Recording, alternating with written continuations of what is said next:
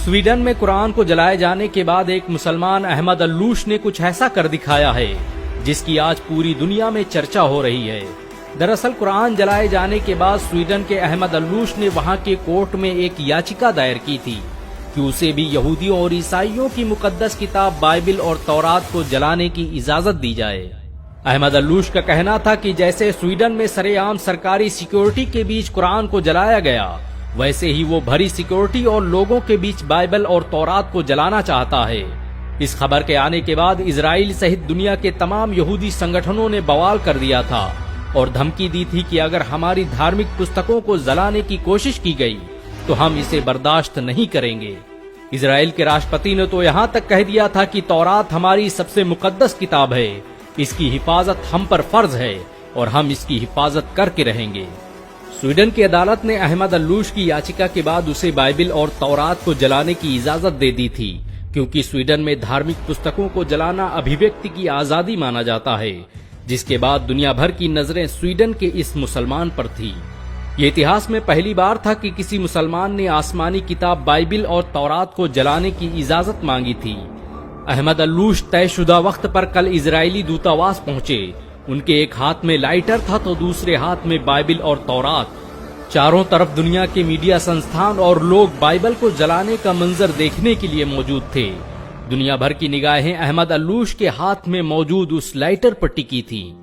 लेकिन लोग उस वक्त हैरान रह गए जब स्वीडन के इस 32 साला नौजवान ने लाइटर जमीन पर फेंक दिया और लोगों को मुखातिब होकर कहने लगा कि मैं बाइबल और तौरात को जलाने की सोच भी नहीं सकता।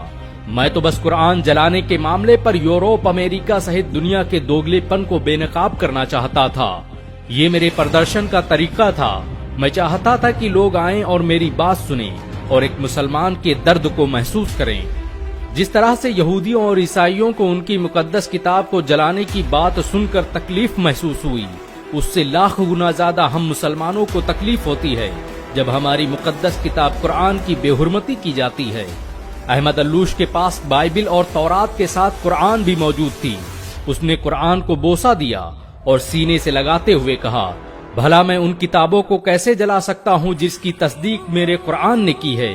मेरा इस्लाम किसी मजहबी किताब को जलाने की इजाजत नहीं देता।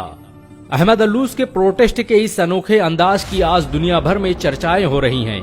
यहाँ तक कि यहूदी और ईसाई भी कुरान को जलाने की इजाजत देने पर पाबंदी लगाने की मांग करने लगे हैं। गौरतलब हो कि बकराईद के दिन स्वीडन में सलमान मोमिका नाम के एक नास्तिक व्यक्ति ने स्टॉकहोम सेंट्रल मस्जिद के ठीक सामने कुरान को जलाने का घिनौना काम किया और इस काम में स्वीडन सरकार ने न सिर्फ उसकी मदद की, बल्कि जिस वक्त वो कुरान जला रहा था उस वक्त उसकी सिक्योरिटी में पुलिस भी मौजूद थी। लेकिन इस बार स्वीडन में कुरान के जलाए जाने के हादसे के बाद पूरी दुनिया के मुसलमान एकजुट दिखाई दिए, जिसके बाद अब स्वीडन की सरकार धार्मिक किताबों को जलाने के खिलाफ कानून बनाने की योजना बना रही है। दरअसल यूरोप और पश्चिमी देश इस्लाम के प्रचार प्रसार से भयभीत नजर आ रहे हैं। अमेरिका से लेकर रूस, जापान, जर्मनी, इंडोनेशिया, स्वीडन में हर साल लाखों लोग कुरान से प्रभावित होकर इस्लाम कबूल कर लेते हैं और ये बात मुस्लिम विरोधियों को खटकने लगी है। यही वजह है कि वो मुसलमानों को नीचा दिखाने के लिए कुरान और पैगंबर मोहम्मद सल्लल्लाहु अलैहि वसल्लम की तौहीन करने की कोशिश करते हैं। लेकिन इस बार जब बात बाइबिल और तौरात की आई तो यहूदी और ईसाई भी इंसानियत की दुहाई देने लगे।